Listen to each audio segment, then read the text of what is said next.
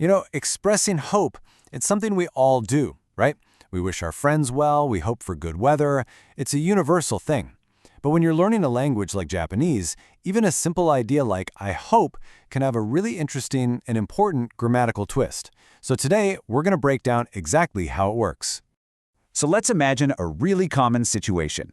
Your friend has a big test coming up, or maybe a job interview, and you want to wish them luck. How do you actually say, I hope it goes well in Japanese? Well, the answer reveals a fascinating little detail about perspective in Japanese grammar. All right, first up, let's talk about when your hope is directed outwards, when you're wishing for something good to happen to someone else, or just for a situation in general. There's a specific way to do this. The key phrase you need to know here is to ii desu ne, which you'd say as to ii desu ne. This is your go-to phrase for voicing a hope about a positive outcome for somebody else. Think of it as your tool for wishing other people success and good fortune.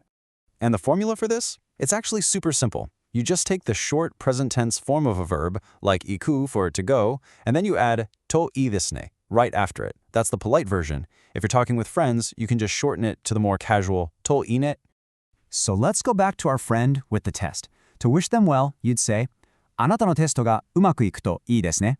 That little phrase, うまくいく, just means to go well. You see how we just stuck といいですねright on the end? That's it. A perfect, polite way to show your support.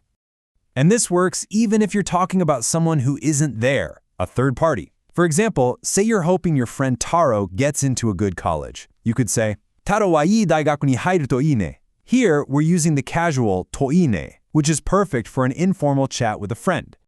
What's really cool is that this isn't just for people's actions. You can use it for general situations too, like the weather. You could say, 明日天気がいいといいですね, which just means, I hope the weather is good tomorrow. It's a simple, positive wish about something happening in the future.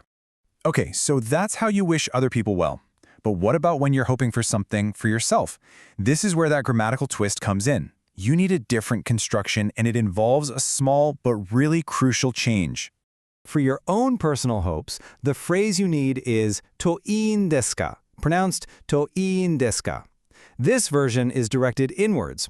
It's like a little flag that tells the listener, hey, this wish is about me and my situation. Now, check this out. The formula is almost exactly the same.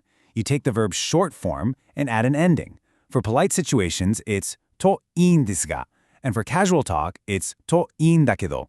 It's just a tiny change, but it completely shifts the focus of the sentence from them to you. So if you're the one who's about to take that exam, you can't use the first phrase we learned.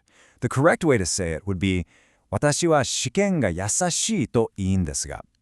I hope the exam is easy. This makes it crystal clear that the hope is about your outcome.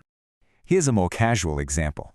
Let's say you're at work, and you're really hoping to get out on time. You might say to yourself or a coworker, 明日早く帰れるといいんだけど. I hope I can go home early tomorrow. And this doesn't just apply to I. It also works for we. Imagine you and your friends are rushing to the station. You'd all be thinking, 私たちは電車に間に合うといいんですが, I hope we catch the train. Because you're part of the group, it's still considered a personal hope. Okay, so we've got our two forms. One for hoping for others and one for hoping for yourself. And now we get to the really cool part. The single, subtle thing that separates these two meanings. Let's look at them side by side. For others, it's といいですね. For yourself, it's といいんですが. The difference looks so small on the screen, but it carries all the weight of who you're talking about. The entire difference comes down to one single sound, N, the Japanese N sound. Just by adding that one sound, you completely change the meaning. You're telling the listener that the hope is personal. It's about you, not them. It's a perfect example of how one tiny sound can make a huge difference. So what's that n sound actually doing? Well, besides changing the perspective, it adds a specific nuance. It makes the whole statement feel a bit softer, a little more tentative. It frames the hope as a personal, internal feeling, rather than a strong outward declaration. It's a very subtle, very natural-sounding touch.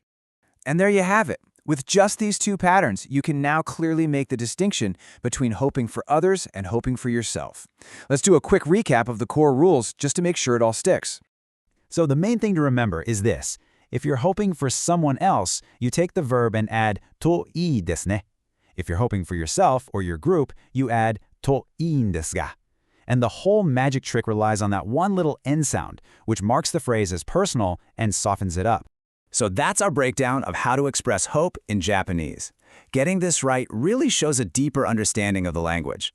Now I have a question for you. What's something you're hoping for this week? I really hope this explainer has been useful, or as I should say, このエクスプレナが役に立つといいんですか?